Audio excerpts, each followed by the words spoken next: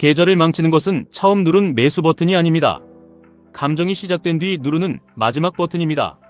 월급날 아침 한 직장인은 자신의 계좌에 100만 원을 입금했습니다. 그가 세운 원칙은 단순했습니다. 매달 월급날 100만 원만 QLD TQQQ에 투자한다. 급등해도 추가로 사지 않는다. 다음 매수는 다음 월급날에 한다. 오전 9시 그는 계획대로 100만 원을 매수했습니다. 여기까지는 아무런 문제가 없었습니다. 그런데 오후가 되자 나스닥이 급등하기 시작했습니다. TQQQ는 빠르게 올라갔고 인터넷에는 수익 인증이 쏟아졌습니다. 누군가는 하루 만에 수백만 원을 벌었다고 말했습니다. 누군가는 이번 상승이 새로운 강세장의 시작이라고 말했습니다. 그는 처음에는 계좌를 바라보며 만족했습니다. 계획대로 매수했고 수익도 나고 있었습니다. 하지만 잠시 뒤 다른 생각이 시작됐습니다. 100만 원만 더 넣었으면 수익이 2배였을 텐데 이번에는 진짜 크게 오르는 것 같은데 다음 달에 넣을 돈을 조금 먼저 넣어도 되지 않을까? 그는 다음 달 투자금 100만 원을 당겨서 추가로 매수했습니다. 계획에는 없던 주문이었습니다. 그런데 문제는 그 주문마저 바로 수익이 났다는 것입니다. 추가로 산 TQQQ가 더 오르기 시작했습니다. 그 순간 그는 자신이 원칙을 어겼다고 생각하지 않았습니다. 자신이 시장을 정확하게 읽었다고 생각했습니다. 처음 수익은 돈을 줍니다. 두 번째 수익부터는 착각을 줍니다. 그리고 계좌는 돈보다 착각 때문에 무너집니다. 그는 자신감이 생겼습니다. 이번 상승은 놓치면 안 된다. 지금 조금 더 넣어야 한다. 아직 늦지 않았다.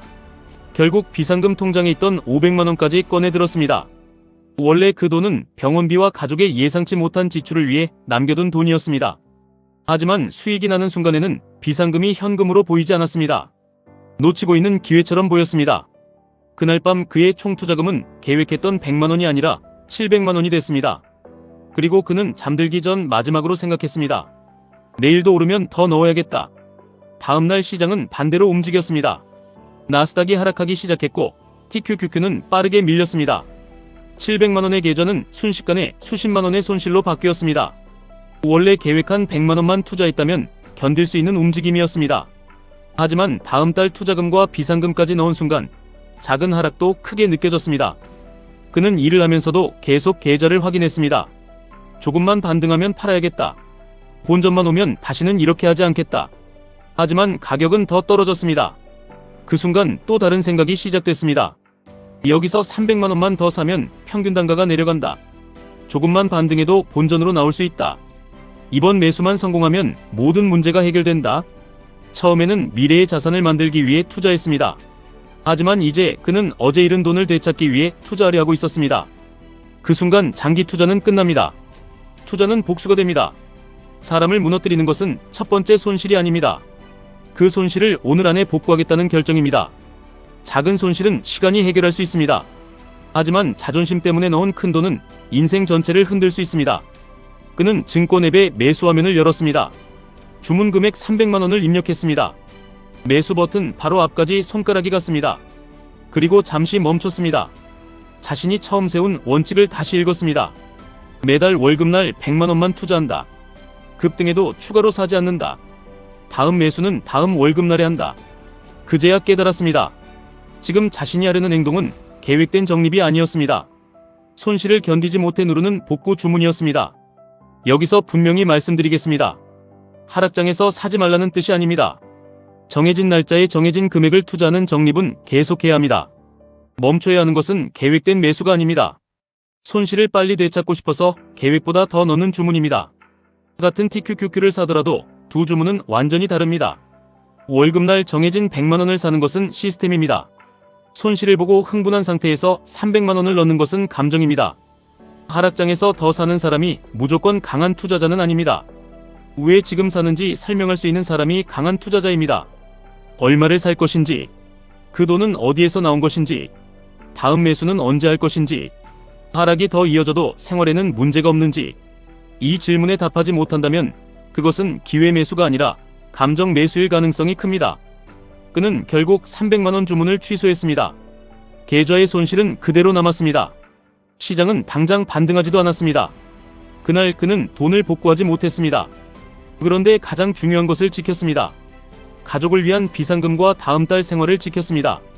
그리고 더 큰 손실로 이어질 마지막 버튼을 누르지 않았습니다.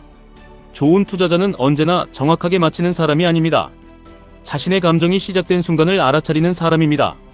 수익 인증을 계속 검색하기 시작했을 때, 본전 가격을 반복해서 계산하기 시작했을 때, 다음 달 투자금을 당겨 쓰고 싶어졌을 때, 비상금과 대출을 떠올리기 시작했을 때, 그날은 더 열심히 투자해야 하는 날이 아닙니다. 앱을 닫아야 하는 날입니다. 사람들은 행동해야 돈을 벌 수 있다고 생각합니다. 하지만 여러분의 계좌를 지키는 것은 오히려 실행하지 않았던 주문들입니다. 급등장에서 참았던 추격 매수, 손실을 복구하려다 취소한 추가 주문, 수익에 취해 늘리지 않았던 레버리지, 불안한 날 끝내 건드리지 않았던 비상금. 이 행동들은 계좌의 거래 내역에 기록되지 않습니다. 하지만 오랜 시간이 지난 뒤 여러분의 자산을 지켜낸 가장 중요한 결정으로 남습니다. 시장에는 내일도 기회가 있습니다. 오늘 급등을 놓쳤다고 투자 인생이 끝나는 것이 아닙니다. 오늘 손실을 복구하지 못했다고 패배한 것도 아닙니다.